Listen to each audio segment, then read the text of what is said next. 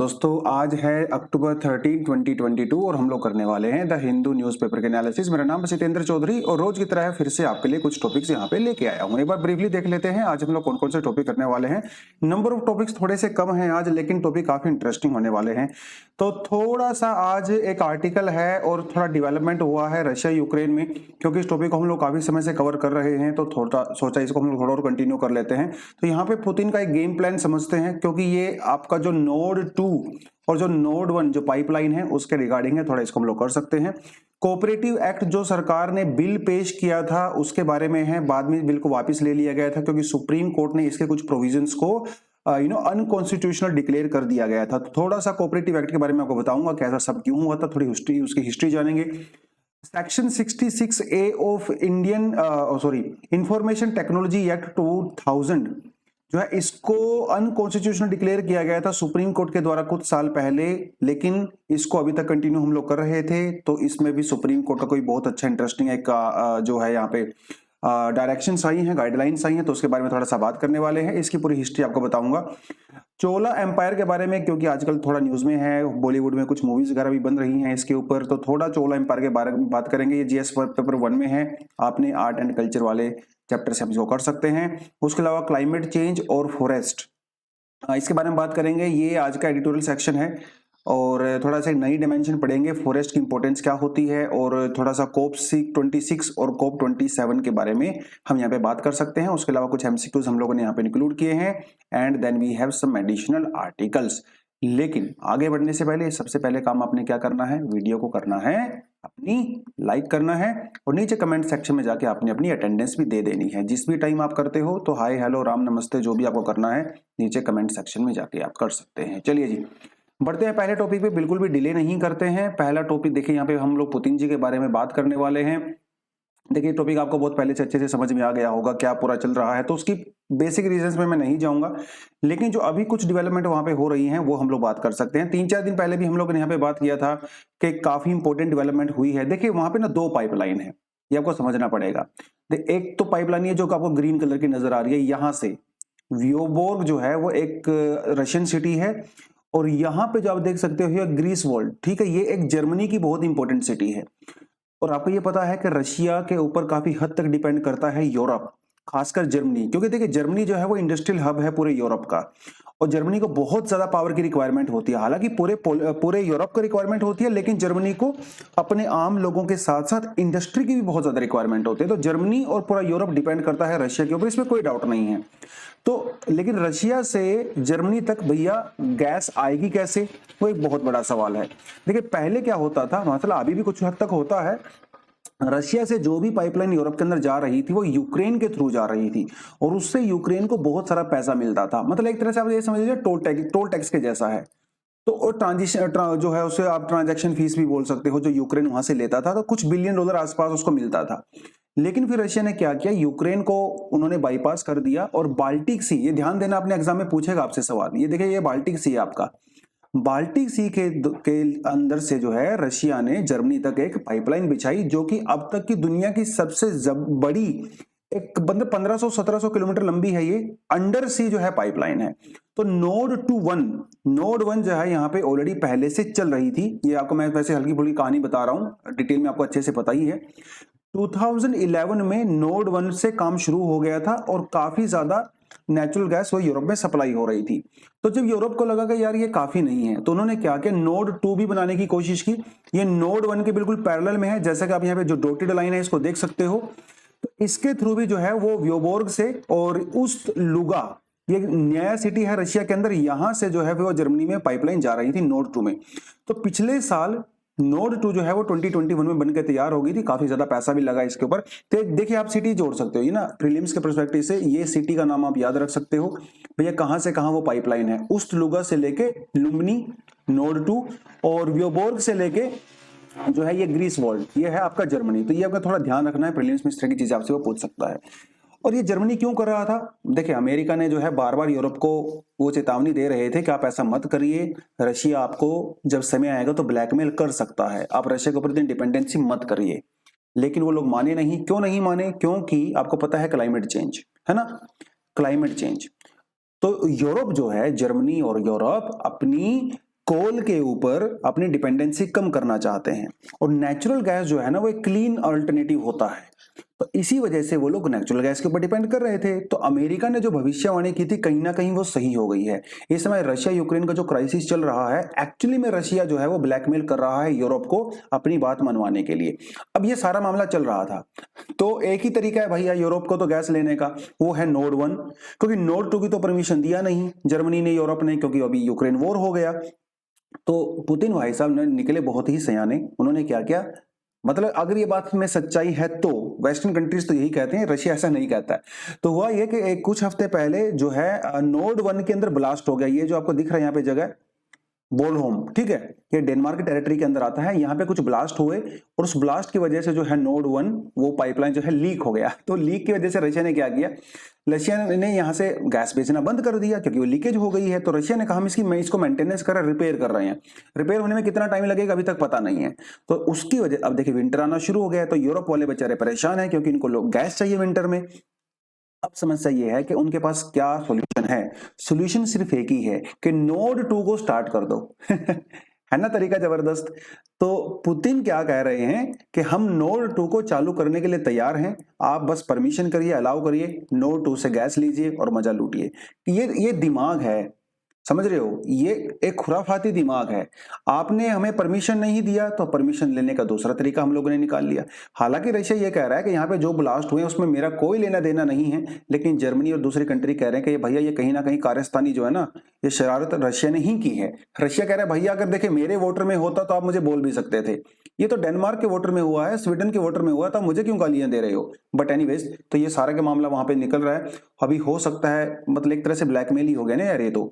अब देखो अमेरिका से, यूएई से, कतार से कोई ऐसा पाइपलाइन नहीं है यूरोप तक, अगर वो वहां से मंगवा सकते थे। हालांकि जर्मनी और पोलैंड थोड़े से दिमाग वाले कंट्री हैं, इन्होंने ऑलरेडी 2-4 महीने के लिए रिजर्व कर रखा है नेचुरल गैस वगैरह अपना। बट स्टिल बाकी यूरोप की क्या, देखिए 40% से ज्यादा नेचुरल गैस के लिए वो रशिया के ऊपर डिपेंड करते हैं। और जो कुछ ईस्टर्न यूरोपियन कंट्रीज हैं वो तो भैया 100% नेचुरल गैस के लिए, जैसे लातविया वगैरह हो गया, इधर बेलारूस वगैरह इधर हो गई, ये तो पूरी तरह से रशिया के ऊपर डिपेंड करते हैं 100%। तो ये पूरा गेम वहां पे चल रहा है पुतिन का। अब वो देखना रहेगा उस गेम में यूरोप वाले फंसते हैं कि नहीं फंसते हैं, वो क्या जुगाड़ यहाँ पे निकालेंगे, भैया गैस कहाँ से लाएंगे, क्योंकि नोड 1 तो बंद हो गई है और नोड 2 अभी उनके पास ऑप्शन है। तो एक तरह से ब्लैकमेल ही हो गई है। खैर आगे बढ़ते हैं, थोड़ा सा ये ज्यादा मजा नहीं लूटते हैं। अगला हमारे पास आर्टिकल आता है कोऑपरेटिव एक्ट अमेंडमेंट्स क्लियर्ड। देखिए ये पूरा थोड़ा आपको मामला हल्का सा बता देता हूं क्या है। 2022 में एक multi sector cooperative societies amendment bill 2022 वो पास किया गया था, मतलब उसको इंट्रोड्यूस किया गया था, लेकिन वो पास नहीं हो पाया। वो पास इसलिए नहीं हो पाया क्योंकि इसी तरह का एक बिल कुछ साल पहले जो है भी आया था, और उस समय गुजरात हाई कोर्ट ने उसको अनकॉन्स्टिट्यूशनल डिक्लेयर कर दिया था। ये काफी सालों की बात है, शायद 2003-2004 के आसपास की बात है। उसके बाद ये मामला गया था सुप्रीम कोर्ट के अंदर। सुप्रीम कोर्ट ने अभी क्या किया, उस पूरे एक्ट को क्या कर दिया, नलीफाई कर दिया, अनकॉन्स्टिट्यूशनल डिक्लेयर कर दिया। ये मामला पूरा क्या है थोड़ा आपको मैं बता देता हूं। देखिए एक तो आपको ये समझ में आना चाहिए कि अभी हुआ क्या है, आपके लक्ष्मीकांत के अंदर ये अपडेटेड नहीं है। वो ये हुआ है कि कोऑपरेटिव्स, देखिए पहले हमारे पास क्या है आर्टिकल 91 के अंदर, यूनियंस एंड एसोसिएशन, तो it is a fundamental right, मतलब यूनियन बनाना, एसोसिएशन बनाना फंडामेंटल राइट है। कोऑपरेटिव्स को भी हम लोगों ने अभी फंडामेंटल राइट के अंदर जोड़ दिया है अकॉर्डिंग टू 97th अमेंडमेंट। ये अपने ध्यान रखना है, प्रीलिम्स में पूछेगा आपसे वो। 97th कॉन्स्टिट्यूशनल अमेंडमेंट के तहत कोऑपरेटिव्स को भी अभी फंडामेंटल राइट डिक्लेयर कर दिया गया है। पहली बात तो ये आपको समझ में यहाँ पे आनी चाहिए। हमारे डीपीएसपी के अंदर भी हम लोगों ने चेंज किया, directory principle of state policy, उसके अंदर हम लोगों ने एक नया आर्टिकल जोड़ दिया है, आर्टिकल 43B। तो ये लेटेस्ट अपडेशन है आपके लक्ष्मीकांत के अंदर, जो आप इसको ऐड कर सकते हो। बट मामला कहां फंसता है, मामला ये फंसता है जो कोऑपरेटिव है ना वो भैया स्टेट सब्जेक्ट भी है, समझ रहे हो आप, स्टेट सब्जेक्ट। लेकिन सरकार ने इस बिल को इंट्रोड्यूस करके क्या कहा, सरकार ने कहा कि भैया जो स्टेट के अंदर कोऑपरेटिव्स हैं हम उसको मैनेज करेंगे, मतलब सेंटर उसको मैनेज करेगा। जबकि अगर आप कॉन्स्टिट्यूशन के हिसाब से देखो तो वो स्टेट लिस्ट के अंदर आता है। तो सुप्रीम कोर्ट ने यही कहा कि ये जो फेडरल स्ट्रक्चर है भाई, आप उसका वायलेशन कर रहे हो, कॉन्स्टिट्यूशन का वायलेंस कर रहे हो, वायलेशन कर रहे हो। इसलिए सुप्रीम कोर्ट ने उसको क्या कहा, नल एंड वॉइड और कॉन्स्टिट्यूशन डिक्लेयर कर दिया। क्योंकि देखिए जब भी कोई ऐसी चीज होती है जहां पे स्टेट लेजिस्लेचर की पावर होती है, ठीक है, जैसे यहाँ इस केस में है, कोऑपरेटिव वाले केस में एंटी 32 कहता है, उस केस में जब हम लोग अमेंडमेंट करते हैं आर्टिकल 368 2 के तहत, अगर कॉन्स्टिट्यूशनल अमेंडमेंट होती है तो हाफ स्टेट्स को भी परमिशन लेनी पड़ती है। देखिए हमारे पास यहाँ पे कई तरह के अमेंडमेंट होते हैं। एक अमेंडमेंट होता है जो सिंपल मेजोरिटी के साथ होता है, ठीक है, कोई दिक्कत नहीं। एक अमेंडमेंट हमारे पास होता है जिसमें जो है स्पेशल मेजोरिटी होती है। एक अमेंडमेंट होता है जिसके अंदर स्पेशल मेजोरिटी होती है और आधे स्टेट्स की परमिशन लेनी पड़ती है। तो इस केस में क्योंकि स्टेट्स भी इन्वॉल्व थे, आधे स्टेट की परमिशन लेना जरूरी था, लेकिन सरकार ने वो लिया नहीं, तो सुप्रीम कोर्ट ने कहा कि इट इज अनकॉन्स्टिट्यूशनल। तो कुछ चीजों को अभी यहाँ पे उसके अंदर जो बिल पेश किया गया था सरकार के द्वारा, उस अमेंडमेंट को मान लिया गया है। मतलब सुप्रीम कोर्ट अभी इसको अनकॉन्स्टिट्यूशनल डिक्लेयर नहीं करेगा। अभी हो सकता है इसको विंटर सेशन में दोबारा से इंट्रोड्यूस किया जाए पार्लियामेंट के अंदर, या हो सकता है इसको स्टैंडिंग कमेटी के पास भेजा जाए फर्दर डिस्कशन के लिए। जो भी रहेगा इसको हम लोग आके जाके डिस्कशन कर लेंगे। बट एक चीज आपको यहाँ पे सीखनी चाहिए कि अगर कोई ऐसा सब्जेक्ट होता है, ठीक है, जिसके अंदर स्टेट की भी पावर होती है या जो स्टेट लिस्ट के अंदर होता है, उसके लिए अगर आपको अमेंडमेंट करना है सरकार को तो स्टेट्स की परमिशन लेनी पड़ती है, जैसा इस आर्टिकल के अंदर हम लोगों ने देखा। बाकी भाई जब आएगा ये बिल तो इसको हम लोग अच्छे से डिस्कशन कर सकते हैं। ठीक है जी, चलिए। कहता है कि भैया no more indictment under section 66A of IT act. और ज्यादा इंडाइटमेंट आप नहीं कर सकते। इंडाइटमेंट मतलब ये होता है कि भैया पुलिस किसको पकड़ के लेके चली जाती है, उसके खिलाफ चार्जशीट फाइल कर देती है ना, उसको इंडाइटमेंट बोलते हैं। पकड़ना बेसिकली पुलिस के द्वारा, और पकड़ेगी पुलिस कब, जब आपने कुछ क्राइम किया होगा। क्राइम क्या है यहाँ पे, वो बड़ा इंटरेस्टिंग है।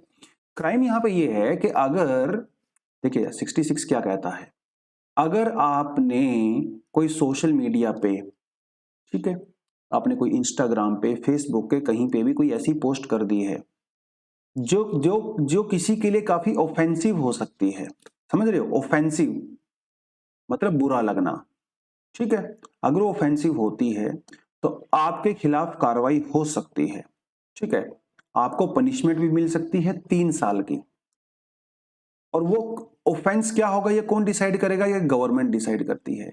या फिर आपने गवर्नमेंट के कुछ ऐसी लिखी, अगेंस्ट में कोई ऐसी पोस्ट लिख दी, भैया गवर्नमेंट ने बुरा मान लिया उसका, ठीक है, तो उस केस में आपकी जो फ्रीडम है वो करटेल की जा सकती है एज पर 66A। और ये एक्चुअली कानून हम लोगों ने 2008 में हम लोगों ने इस सेक्शन को ऐड किया था, ठीक है। तो अगर कोई पोस्ट ऑफेंसिव होती है, मेनेसिंग होती है, ऑनलाइन पोस्ट, तो आपके घर पे जो है पुलिस आ सकती है।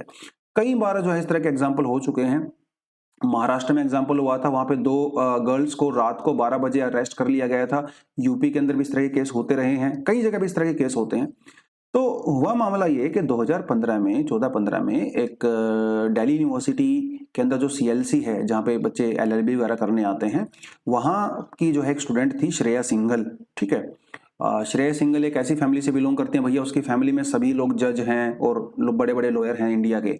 तो श्रेया सिंघल ने क्या किया, एक पीआईएल फाइल किया सुप्रीम कोर्ट के अंदर और ये कहा कि माई बाप, ये जो 66A है ये पूरी तरह से अनकॉन्स्टिट्यूशनल है, क्योंकि यहाँ पे ऑफेंसिव वर्ड को तो डिफाइन किया नहीं गया सरकार के द्वारा। सरकार चाहे जिस मर्जी को अंदर डाल सकती है, ये कह के ये तो ऑफेंसिव है। भाई ये क्या बात हुई, ऑफेंसिव तो कुछ भी हो सकता है ना। मैं हल्का फुल्का कुछ भी बोल दूं, भैया किसी ना किसी को तो बुरा लग ही जाएगा, सीधी सी बात है। किसी ना किसी की फीलिंग तो हर्ट हो ही सकती है, हो ही जाती हैं। तो इन्होंने कहा क्योंकि ये क्लियरली डिफाइंड नहीं है और ये बहुत वेग है, इसकी जो इंटरप्रिटेशन है वो बहुत ही वेग है, सरकार कुछ भी किसी को भी अंदर डाल सकती है कुछ भी बहाने से। तो इसीलिए 66A एक्ट को, सेक्शन को अनकॉन्स्टिट्यूशनल डिक्लेयर कर दिया जाए। सुप्रीम कोर्ट ने भी यही कहा। सुप्रीम कोर्ट ने कहा आप बिल्कुल सही बोल रहे हो। तो 2015 में सुप्रीम कोर्ट ने इसको कह दिया अनकॉन्स्टिट्यूशनल, ठीक है, क्योंकि ये क्या करता है, काफी वेग है और हमारे फंडामेंटल राइट की, जो हमारा राइट टू फ्रीडम है, उसको करटेल करता है। अब ये तो कह दिया था 2015 में, 7 साल हो गए उन बातों को। काफी हाई प्रोफाइल केस हुआ था, बहुत जबरदस्त, और श्रेया सिंघल का काफी स्वागत भी हुआ था और उनका नाम काफी आता है। हालांकि she was only student but still. अब आप यहाँ पे देख लीजिए कि 66A को अनकॉन्स्टिट्यूशनल डिक्लेयर करने के बावजूद भी बहुत सारे स्टेट के अंदर पुलिस जो है अभी भी इस एक्ट का यूज करके लोगों को अरेस्ट कर रही है। राइट। तो सुप्रीम कोर्ट के अंदर ये दोबारा से एप्लीकेशन डाली गई कि आपने सर जो ऑर्डर दिया था उसका पालन नहीं हो रहा है। तो अभी यूयू ललित जी की एक बेंच ने स्टेट गवर्नमेंट को, सेंट्रल गवर्नमेंट को साफ साफ डायरेक्शन दे दी है, और जो डीजी हैं, पुलिस डीजी हैं और होम सेक्रेटरी हैं, उनको भी ये साफ साफ बोल दिया है कि किसी भी आदमी को सेक्शन 66A के तहत अरेस्ट नहीं किया जाएगा, उसको परेशान नहीं किया जाएगा। इसका मतलब ये नहीं है कि भैया आप सोशल मीडिया पोस्ट पे कुछ भी लिख दीजिए। 66A के अलावा हमारे पास और भी प्रोविजंस होते हैं जिसके तहत आपको धरा जा सकता है, बट 66A आपके ऊपर लागू नहीं होगी। बेसिकली कहने का मतलब ये है। तो ये है थोड़ा सा इस पूरे मामले का हिसाब किताब। आई होप आपको हल्का फुल्का समझ में आ गया होगा। तो मतलब सुप्रीम कोर्ट का ये कहना है कि भैया हम लोग थ्राइविंग डेमोक्रेसी हैं, और डेमोक्रेसी के अंदर जो है हर तरीके का पॉइंट ऑफ व्यू जो है वो होना चाहिए, ठीक है, तभी तो डेमोक्रेसी ग्रो करेगी। तो आप हर चीज में बुरा मान जाओगे तो कैसे काम चलेगा, है ना। चलिए जी। तो हाँ, हम लोगों ने कल आपसे कुछ एमसीक्यूज पूछे थे, तो उस एमसीक्यूज का आंसर आपके सामने है, और ये सारे एमसीक्यू जो है जुडिशरी के रिगार्डिंग ही थे, ठीक है। तो वो काफी सारे बच्चों ने सही आंसर दिए हैं, लेकिन जिनके आंसर थोड़े से इधर उधर थे तो आप डेफिनेटली इसको जाके यहाँ पे देख सकते हैं। तो 1 and 3 only, 1 only, both 1 and 2 only, and 1 and 3 only. तो ये हो गया आपका कल वाले क्वेश्चंस का आंसर, ठीक है जी। चलिए थोड़ा सा आगे बढ़ते हैं। वैसे तो ये हम लोगों ने इनिशियली लिस्ट में डाला नहीं था, लेकिन छोटा सा आर्टिकल है। तो बात यह है कि भैया सुप्रीम कोर्ट के अंदर जो है एक पीआईएल डाली गई है, और उस पीआईएल में ये कहा गया है सुप्रीम कोर्ट से कि आप जो है सरकार से और आरबीआई से जवाब मांगिए कि भाई जो डीमोनेटाइजेशन किया गया था सरकार के द्वारा, उसके अंदर जो भी ऑब्जेक्टिव थे, जो भी मोटिव्स थे सरकार के, क्या वो अचीव हुए हैं कि नहीं हुए हैं। तो पी चिदम्बरम भी हैं और कई सारे लोग हैं जिन्होंने ये एप्लीकेशन डाला था। मतलब बहुत सारी एप्लीकेशन आई हैं सुप्रीम कोर्ट में। तो क्योंकि आरबीआई और सेंटर तो भैया आंसरेबल है ना, अकाउंटेबल हैं, जनता के लिए अकाउंटेबल है। अगर आप कोई जनता के लिए ऐसा काम करती है आरबीआई या गवर्नमेंट जो कि जनता को इंपैक्ट करती है, तो जनता के लिए उसका जवाब बनता है। अनफॉर्चुनेटली सरकार की तरफ से अभी तक ऐसा कोई डॉक्यूमेंट नहीं आया है क्लैरिफिकेशन देने के लिए कि ये हमने एक्शन क्यों लिया, इसके पीछे क्या कंसल्टेशन हुआ था, किस किस की सलाह हम लोगों ने लिया, इसके बारे में कोई सरकार की तरफ से डॉक्यूमेंट नहीं आया है। जबकि सरकार यहाँ पे पूरी तरह से अकाउंटेबल है, और ना ही आरबीआई की तरफ से आया है। बेसिकली बात ये है। तो 500 और 1000 के नोट तो बंद कर दिए गए थे मोदी जी के द्वारा 2016 में। उस समय इंडिया में 15 लाख समथिंग करोड़ रुपए जो है वो सर्कुलेशन में चल रहे थे। यू नो वेरी वेल कि जब 500 और 1000 के नोट हटाए गए तो 85-86% नोटों को मार्केट से पूरी तरह से हटा दिया गया। सरकार ने ये कहा कि भैया हमारा मेन मकसद जो है वो ब्लैक मनी है। लेकिन 15 लाख करोड़ में से सोच के देखिए, मोस्टली 99.9% पैसा जो है वो बैंकों में वापिस आ गया। तो भैया कहाँ है ब्लैक मनी, ये भी बड़ी सोचने की वाली बात है। और सरकार ने कहा कि नहीं नहीं, ब्लैक मनी मेरा पर्पज नहीं था, ज्यादा मेरा पर्पज था फेक करेंसी। तो अगर डीमोनेटाइजेशन की बात करें तो ओनली 0.0027% फेक करेंसी पकड़ी गई थी। भैया देख लो कितना है, 0.00, और ये सरकारी आंकड़ा है। तो फेक करेंसी वाला प्रमोशन भी आपका चला गया। फिर सरकार ने कहा कि नहीं नहीं, ब्लैक मनी और फेक करेंसी नहीं, मेरा जो मेन ऑब्जेक्टिव था वो था डिजिटल इकोनॉमी। डिजिटल इकोनॉमी की बात कर लेते हैं। आपका ऐसा लग रहा होगा कि शहरों में लोग यूपीआई वगैरह से पेमेंट करते हैं। ऑफ कोर्स इंडिया में बहुत ज्यादा यूपीआई से पेमेंट की भी जाती है, लेकिन इंडिया में अभी जितना कैश है ना, वो आपकी डीमोनेटाइजेशन से पहले जितना कैश था उससे भी बहुत ज्यादा है। तो ये मकसद भी पूरा नहीं हुआ। तो सुप्रीम कोर्ट कह रहा है कि भाई आप जवाब दो, आपने जो कहा था वो पूरा हुआ है कि नहीं हुआ है। सरकार का ये कहना है कि माई बाप ये इकोनॉमिक पॉलिसी है और ये आप पूरी तरह से गवर्नमेंट के ऊपर छोड़ दीजिए, ऐसा कोई केस बनता ही नहीं है। लेकिन यहाँ पे एक आर्गुमेंट दिया गया। देखिए ऐसा नहीं कि इंडिया में पहली बार डीमोनेटाइजेशन हुआ है, इंडिया में पहले भी डीमोनेटाइजेशन हो चुका है। एक बार जो है इंडिया में जो डीमोनेटाइजेशन हुआ था वो हुआ था आपका 1946 में।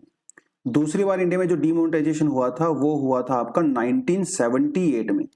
लेकिन ये दोनों डीमोनेटाइजेशन ना सडनली नहीं हुए थे। पहले पार्लियामेंट के अंदर बिल लाया गया था, पार्लियामेंट के अंदर डिबेट हुआ था, डिस्कशन हुआ था, उसके बाद डीमोनेटाइजेशन हुआ था। उस जनता के सामने जो है वो पूरा रिपोर्ट भी लाया गया था। लेकिन अभी 2016 वाला तो भैया कोई रिपोर्ट नहीं आया, कुछ नहीं आया, सब एकदम से कर दिया गया। तो सुप्रीम कोर्ट का यह कहना है कि नहीं, आपका जवाब तो बनता है ताकि आप फ्यूचर में इस तरह की हरकत ना करो, ठीक है।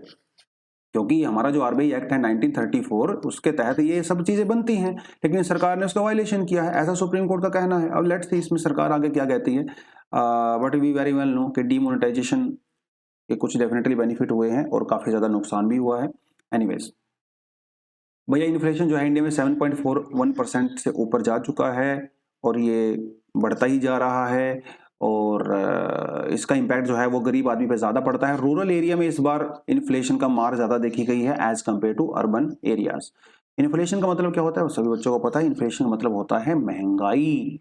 जब चीज़ों के दाम बढ़ने शुरू हो जाते हैं उसे कहते हैं इन्फ्लेशन। और हमारा जो आरबीआई है, रिजर्व बैंक ऑफ इंडिया है, वो लीगल रूप से जो है वो बाइंडिंग है इन्फ्लेशन को कंट्रोल करने के लिए। लेकिन आरबीआई अकेला इन्फ्लेशन कंट्रोल नहीं कर सकता है भैया, गवर्नमेंट का भी यहाँ पे बहुत इंपॉर्टेंट रोल होता है। आरबीआई जो है वो सप्लाई साइड को देख सकता है ना। आरबीआई के पास बहुत सारे टूल्स होते हैं। आरबीआई के पास रेपो रेट होती है, रिवर्स रेपो रेट होती है, बैंक रेट होती है, ओपन मार्केट ऑपरेशंस होते हैं और भी बहुत सारे टूल्स होते हैं आरबीआई के पास सप्लाई को कंट्रोल करने के। लेकिन आरबीआई डिमांड कंट्रोल नहीं कर सकता है, ठीक है। मनी सप्लाई कंट्रोल कर सकता है, लेकिन कमोडिटी का क्या? कमोडिटी सप्लाई करना तो आरबीआई के हाथ में नहीं है, वो तो आप कहीं ना कहीं गवर्नमेंट पॉलिसी के अंदर में आता है। तो दोनों को मिलकर इन्फ्लेशन को कंट्रोल करने की जिम्मेदारी होती है। और आरबीआई का जो हेल्दी एक रेंज होती है वो होती है कितनी? 4% ±2। मतलब 6% से ज्यादा अगर इन्फ्लेशन जाती है तो ये आरबीआई के मैंडेट का वायलेशन हो जाता है। और इसमें इन्फ्लेशन कितनी चल रही है? 7.41%, जो कि काफी ज्यादा है 6 से। तो अभी देखते हैं इसमें क्या होने वाला है। खैर थोड़ा आगे बढ़ते हैं। चोला एम्पायर के बारे में एक मूवी भी आई है PS1। अगर आपने नहीं देखी है तो जाकर देखें, बहुत अच्छी मूवी है। और इसमें चोला एम्पायर के बारे में बता रखा है, राजा राजा चोला एंड ऑल दैट। तो आज थोड़ा सा देखिए, ये इस आर्टिकल में कुछ खास दमदार चीजें नहीं है। इसमें बेसिकली क्या है ना, कुछ लिटरेचर, कुछ बुक्स वगैरह के बारे में मेंशन किया गया है, कुछ राइटर्स वगैरह के बारे में मेंशन किया गया है जिन्होंने चोला एम्पायर के बारे में हल्का फुल्का कुछ ना कुछ लिखा है, ठीक है। तो इसके बारे में आपको ज्यादा पढ़ने की रिक्वायरमेंट नहीं है, तो इसके बहाने से थोड़ा सा हम लोग चोला एम्पायर के बारे में देख लेते हैं। तो देखिए, चोला एम्पायर की अगर हम लोग टेरिटोरियल कंट्रोल की बात करें तो आप यहाँ पे क्लियरली देख सकते हो श्रीलंका, ठीक है। श्रीलंका के अंदर भी कंट्रोल था चोला एम्पायर का। और उस समय बहुत सारे तमिलियंस, वो उस समय भी और उससे भी पहले एक्चुअली वो श्रीलंका में जाके सेटल हो गए थे। और वो रहते हैं लगभग सेंट्रल जो श्रीलंका है ना, यहाँ पे कुछ माउंटेनियस रीजन है, वहां पे रहते हैं जहाँ पे टी और कॉफी जो है कल्टीवेशन किया जाता है। उसके बाद भी ब्रिटिशर्स के टाइम में कुछ तमिल्स जो हैं वो श्रीलंका के अंदर गए थे, जिनको लेके इश्यूज ज्यादा क्रिएट होते हैं, कंट्रोवर्सी होती है। जो श्रीलंकन तमिल्स है ना, उनके लिए ज्यादा दिक्कत यहाँ पे है नहीं। खैर, तो ये जो आपको पिंक और ये पर्पल जो भी कलर है ये आपको नजर आ रहा है, तो यहाँ पे पूरी तरह से चोलाज का एकदम से अच्छी से कंट्रोल था। उसके अलावा बाद में कुछ ये जो कलिंगा उड़ीसा वाला एरिया है, यहाँ पे भी कुछ कलिंग, तो आप समझ रहे हो ना, अशोका कलिंगा बहुत बड़ा फाइट हुआ था। उसके बाद अशोका जो है बुद्धिज्म में कन्वर्ट हो गए थे। तो यहाँ पे भी कुछ एरियाज में कलिंग उनका जो है चोलाज का कंट्रोल हो गया था बाद में। Control is a different thing, influence is a different thing. Chola empire इतना जबरदस्त हुआ करता था उस समय में, कोला एम्पायर का जो इन्फ्लुएंस है वो बहुत जगह होता था। कलिंगा से लेकर अब ये देखिए इधर पूरा साउथ ईस्ट एशिया में, ठीक है। अब जावा, सुमात्रा, इंडोनेशिया, थाईलैंड, इधर कंबोडिया, भाई पूरा एकदम जबरदस्त तरीके से इन्फ्लुएंस हुआ करता था चोला एम्पायर का।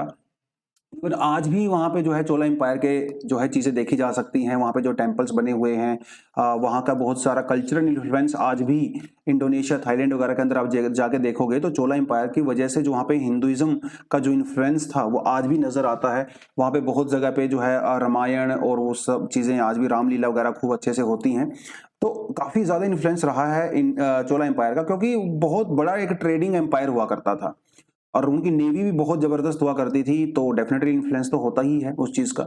तो थोड़ा सा चोला एम्पायर के बारे में अगर हम लोग बात करें, 500 साल के लगभग चोला एम्पायर जो है वो रहा, 8th लेके 12th सेंचुरी तक, 400-500 साल तक रहा और लॉन्गेस्ट रूलिंग डायनेस्टी रही है सदर्न इंडिया की।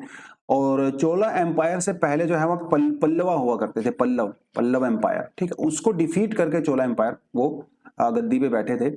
और कई सारे बड़े बड़े रूलर्स यहाँ पे हुए हैं, जैसे राजा राज चोला, राजेंद्र चोला, ये सबसे बड़े वहां पे रहे हैं। राजेंद्र चोला जी के बारे में कहा जाता है कि गंगा तक जो है, गंगा वैली तक जो है उन्होंने किया था, और इसके बारे में कुछ कुछ ऐसी बातें कही जाती हैं। फिर जो है बाद में 13th सेंचुरी में पांड्यास, ठीक है, पांड्या एक्चुअली राजा और राजेंद्र चोला के बाद चोला एम्पायर थोड़ा सा डिक्लाइन होना शुरू हो गया था, और उसके बाद जो है पांड्यास वहां पे आए और फिर पांड्यास का रूल वहां पे एस्टेब्लिश हो गया। पॉलिटिकल जो पॉलिटिकल जो हिस्ट्री होती है वो यूपीएससी के पर्सपेक्टिव से ज़्यादा इंपॉर्टेंट नहीं होती, उस पर यूपीएससी ज़्यादा फोकस नहीं करता। यूपीएससी ज़्यादा फोकस करता है आर्किटेक्चर पे, आर्ट पे, जो सोशल स्ट्रक्चर है उस पर ज़्यादा फोकस करता है यूपीएससी। तो ये थोड़ा आपको ज़्यादा ध्यान देना, राजा वाजा याद नहीं होंगे तो भी चलेगा। एडमिनिस्ट्रेशन और गवर्नेंस की बात करें तो चोलाज का जो एडमिनिस्ट्रेशन है वो लगभग ऐसा ही है जैसा आज के मॉडर्न समय में देखा जाता है।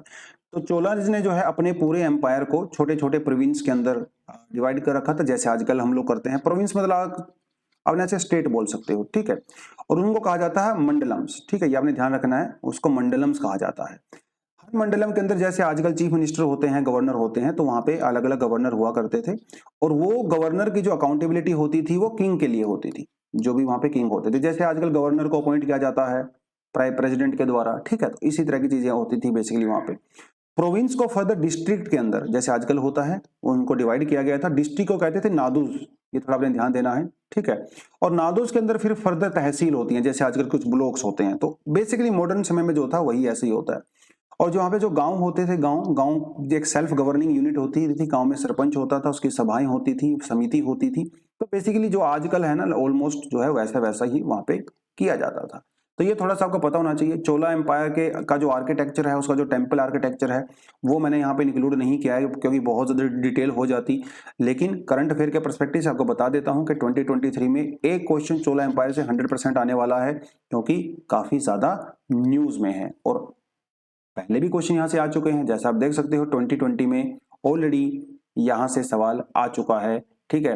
Rise of the Pratihara under Rajbhoj, establishment of the Pallava power under Mahendra Varman, establishment of Chola power by Parantaka, Pala dynasty founded by the Gopala. Which of the correct chronological order of the above event start from the earliest time. हालांकि question थोड़ा सा difficult है ये, क्योंकि इतने सारे fact याद करना काफी मुश्किल हो जाता है। यूजुअली जो हिस्ट्री ऑप्शनल होता है बच्चों का वो कर लेते हैं, बट स्टिल क्वेश्चन यहाँ से आया है तो आपको थोड़ा पता होना चाहिए। तो सही आंसर क्या है इसका आपने तो बताना है।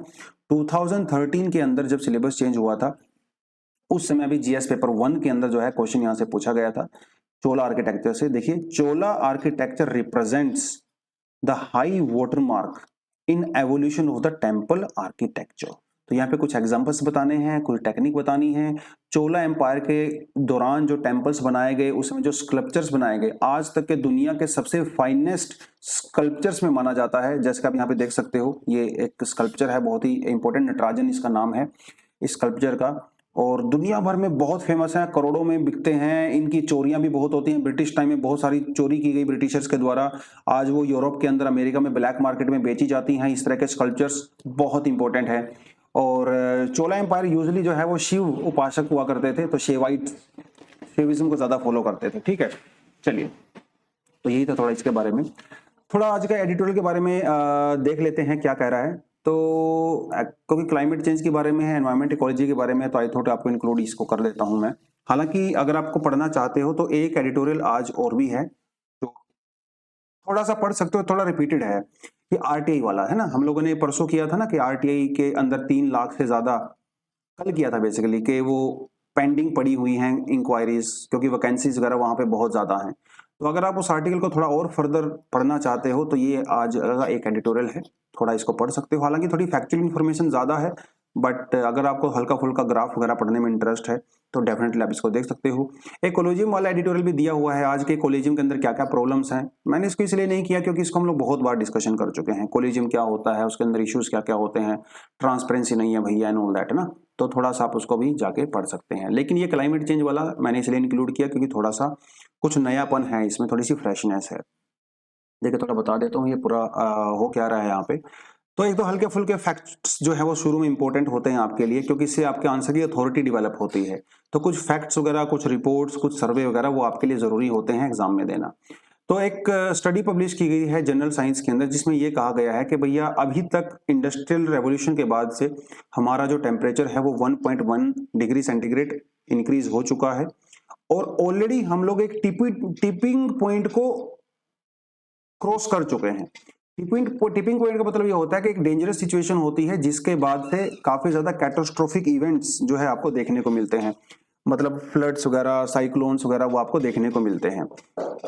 तो ये ऑलरेडी डिक्लेयर किया जा चुका है। 1.1 डिग्री सेंटीग्रेड ऑलरेडी हमारा टेम्परेचर इंक्रीज हो चुका है। हमारा टारगेट क्या है? 2 डिग्री सेंटीग्रेड, कि भाई इससे ज्यादा नहीं बढ़ने देना है। हालांकि पेरिस के अंदर कहा गया था कि 1.5 का हम लोग टारगेट रखेंगे, लेकिन 2 पॉइंट से ज्यादा डिग्री से ज्यादा कहीं किसी भी हालत में हम लोग नहीं बढ़ने देंगे। खैर जो भी है, 2018 में जो है MIT टेक्नोलॉजी रिव्यू के अंदर भी एक डिस्कशन किया गया था, जिसके अंदर इन्होंने ये कहा था कि भाई दुनिया को 400 साल लगेंगे अपने एनर्जी सिस्टम को ट्रांसफॉर्म करने के लिए, अगर इसको क्लाइमेट चेंज को रिवर्स करना है तो 400 साल। समझ रहे हो? हम लोग बात कर रहे हैं 2050 की और वो बात कर रहे हैं 400 साल की। मतलब गाड़ी स्टेशन से छूट चुकी है, अभी वापस आने का बहुत अच्छा चांस हमारे पास है नहीं, ऐसा उनका कहना है। बट यहाँ पे एक चीज जो हम लोग ज्यादातर इग्नोर कर देते हैं वो है फॉरेस्ट। रिपोर्ट कहती है कि फॉरेस्ट के अंदर इतनी पावर है कि भैया वो आपके टेम्परेचर को 0.5 डिग्री और 0.5% तक कम कर सकता है, आपके उसके इम्पैक्ट को। अगर हम ग्रीन हाउस गैसेस के एमिशन की बात करें तो 2019 की स्टडी के हिसाब से 34% जो नेट जो ग्रीन हाउस गैस एमिशन होती है ह्यूमंस के द्वारा, वो कहां से होती है? एनर्जी सप्लाई सेक्टर से होती है, जैसे थर्मल पावर प्लांट वगैरह आपने लगा दिया। 24% जो है वो इंडस्ट्री से आती है, 22% जो है एग्रीकल्चर से आते हैं। आप क्लियरली देख सकते हो एग्रीकल्चर भी ग्रीन हाउस गैसेज को एमिट करने का एक बहुत बड़ा सोर्स है। फिर भैया फॉरेस्ट्री और अदर लैंड यूज से आती है, 15% जो है ट्रांसपोर्ट से आता है और 6% जो है वो बिल्डिंग से आता है। ठीक, जो आप एयर कंडीशनर वगैरह यूज करते हो, हीट वगैरह यूज करते हो, वहां से आता है। तो ये तो हो गए कुछ फैक्ट। अगर इनमें से 2-3 फैक्ट आपके याद होते हैं तो वेल एंड गुड। चलिए, प्रॉब्लम क्या है? प्रॉब्लम तो भैया क्लाइमेट चेंज की ही प्रॉब्लम है। बट प्रॉब्लम ये है कि हमारा ज्यादातर फोकस हम लोग किसके ऊपर फोकस करते हैं? टेक्नोलॉजी के ऊपर फोकस करते हैं। हमें लगता है कि टेक्नोलॉजी सब सॉल्यूशन निकाल लेगी।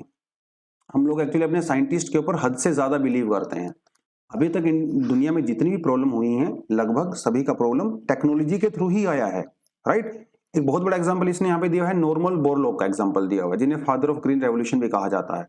तो जब पूरी दुनिया में फूड क्राइसिस चल रहा था, प्रोडक्टिविटी नहीं हो रही थी, तो नॉर्मन बोरलॉग ने ही टेक्नोलॉजी का यूज करके उस प्रॉब्लम का सोल्यूशन यहाँ पे निकाला था। लेकिन क्लाइमेट चेंज भैया एक ऐसी समस्या है, आपको हजारों हजार नॉर्मल बोरलॉग चाहिए, समझ रहे हो? तो हम हर बात टेक्नोलॉजी के ऊपर नहीं छोड़ सकते और अपनी रिस्पॉन्सिबिलिटी से नहीं भाग सकते। हालांकि टेक्नोलॉजी काफी इंपॉर्टेंट एस्पेक्ट होता है, बट दूसरे एस्पेक्ट भी यहाँ पे बहुत ज्यादा है। जब हम लोग COP26 की बात करते हैं, जो पिछले साल हुआ था, मैं थोड़ा मेरे दिमाग में भूल गया हूं, मैं कमेंट सेक्शन में बताओ जरा, COP26 कहां पे हुआ था? हुआ ब्रिटेन में था, कौन सी सिटी में हुआ था? कमेंट सेक्शन में बताओगे तो मजा आएगा। और COP27 कहां पे होने वाला है ये भी कमेंट सेक्शन में बताओ मुझे, ठीक है? चलिए, तो COP26 के अंदर जो है कुछ चीजों के ऊपर फोकस किया गया था, वो थोड़ा आपको मैं बताऊंगा। लेकिन यहाँ पे जो बात है वो ये देखो, ये लिखा है नी इलेक्ट्रिसिटी पर पर्सन। अभी इंडिया में, अभी दुनिया में कितनी है? 4 kilowatt per hour per day.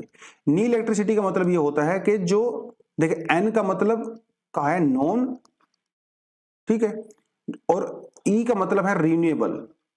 Non renewable energy sources से जो बिजली मिलती है, ये उसके बारे में बात कर रहा है। इस समय दुनिया में 4 kilowatt per hour per day हम लोग नॉन रिन्यूएबल एनर्जी सोर्सेज से निकाल रहे हैं, बट चाहिए कितना? 32, मतलब 8 टाइम्स ज्यादा हमें इलेक्ट्रिसिटी चाहिए नॉन रिन्यूएबल एनर्जी सोर्सेज से। सोचने की बात है, कहां 4 है भैया, कहां 32 है, बहुत दूर है। कहता है कि जो भी हम लोग टेक्नोलॉजी के थ्रू सॉल्यूशन की बात करते हैं, उसमें से अपने फॉरेस्ट को हम लोग भूल जाते हैं, जबकि फॉरेस्ट बहुत ज्यादा इंपॉर्टेंट है हमारे लिए। आगे बात आएगी, वो भी थोड़ा देखेंगे उसको हम लोग क्या कर रहा है। कह रहा है कि जो, हालांकि को ऐसा नहीं है कि हम लोग पूरी तरह से इग्नोर कर रहे हैं, बट जितना इंपॉर्टेंस दिया जाना चाहिए था फॉरेस्ट को उतना नहीं दे रहे हैं।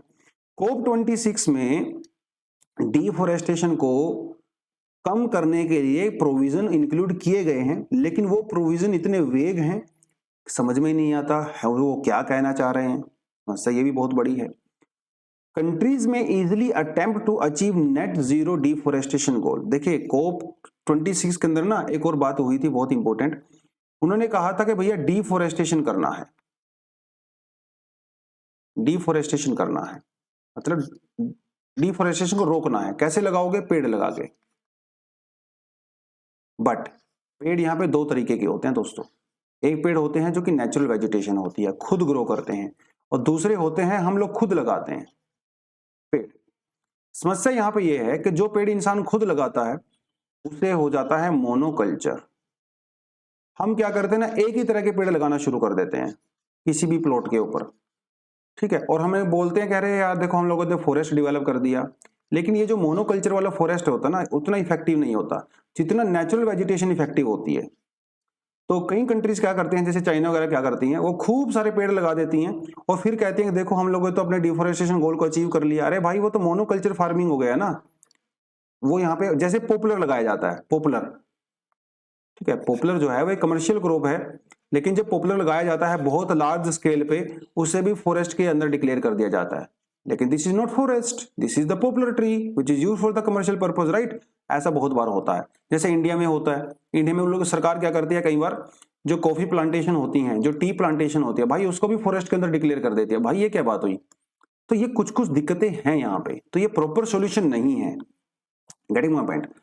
तो क्या है सोल्यूशन, थोड़ा यहाँ पे आप देख सकते हैं। देखिए कोप 6 के अंदर 26 के अंदर ना है कुछ चीजों की बात कही गई थी। उन्होंने कहा कोप 26 में ये कहा गया हम लोग तीन चीजों के ऊपर फोकस करेंगे। पहली है नी इलेक्ट्रिसिटी। ये टर्म आपके बिल्कुल नया होगा, पहले आपने इस टर्म को नहीं सुना होगा। नी इलेक्ट्रिसिटी, एन का मतलब है नॉन और ई का मतलब है emitting. Non emitting electricity through non renewable sources, ठीक है, न्यूक्लियर फ्यूजन, हाइड्रो पावर, इसे नी इलेक्ट्रिसिटी कहते हैं, नी इलेक्ट्रिसिटी। एक तो ये करना है हम लोगों को, मतलब सोलर विंड इसके ऊपर फोकस करना है।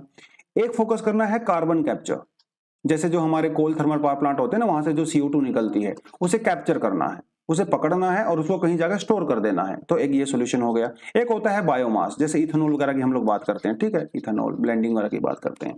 तो ये तीन चीजें कोप 6 के अंदर कही गई थी। लेकिन एक चीज ध्यान से देखेंगे हम लोग, इन तीनों चीजों के ऊपर किसके ऊपर फोकस है, टेक्नोलॉजी के ऊपर फोकस है।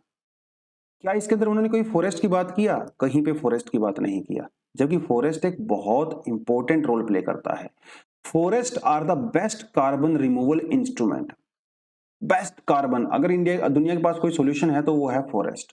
ज्यादा से ज्यादा पेड़ लगाइए, और वो पेड़ भी ऐसे लगाइए कि मिक्स होना चाहिए, बायोडाइवर्सिटी होनी चाहिए उसके अंदर। ऐसा नहीं है भाई एक ही तरह के पेड़ लगा के खुश हो गए आप, वो सब नहीं होना चाहिए।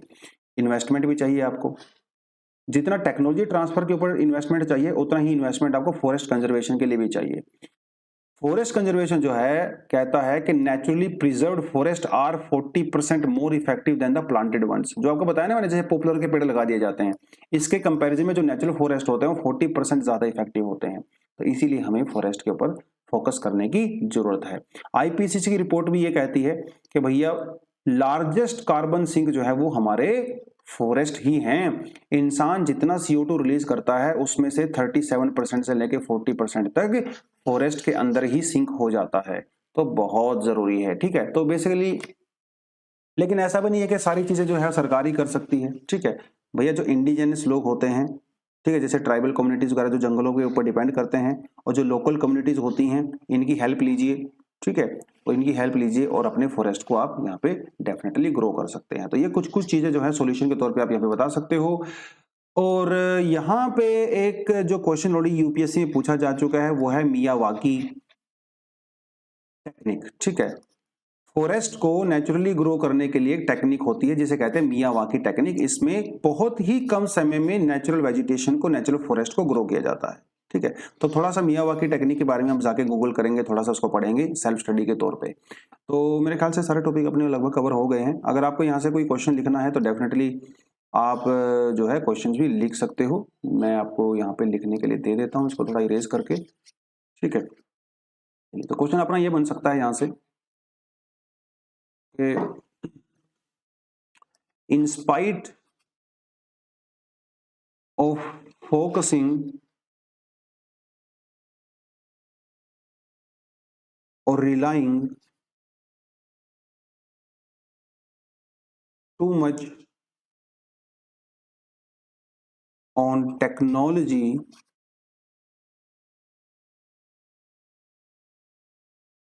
to combat climate change, forest provides a better solution. ये कहीं ना कहीं ऐसे का क्वेश्चन भी आपका बन जाता है, इसको आपने करना है डिस्कस। ठीक है, तो 150 वर्ड में आप इसको कर सकते हो, 10 मार्क्स में आप इसका आंसर को लिख सकते हो। उसके अलावा जो क्वेश्चन मैंने आपसे पूछा है वो क्वेश्चन भी आपको अटेम्प्ट करना है यहाँ पे, ठीक है, जो कि आर्ट एंड कल्चर का ऑलरेडी यूपीएससी का पूछा हुआ क्वेश्चन है। तो ये हैं दोस्तों आज 2 क्वेश्चन, ये मेंस वाला भी अटेम्प्ट करना चाहो तो इसको अटेम्प्ट कर सकते हो। तो आई थिंक आपके सारे टॉपिक कवर हो गए हैं।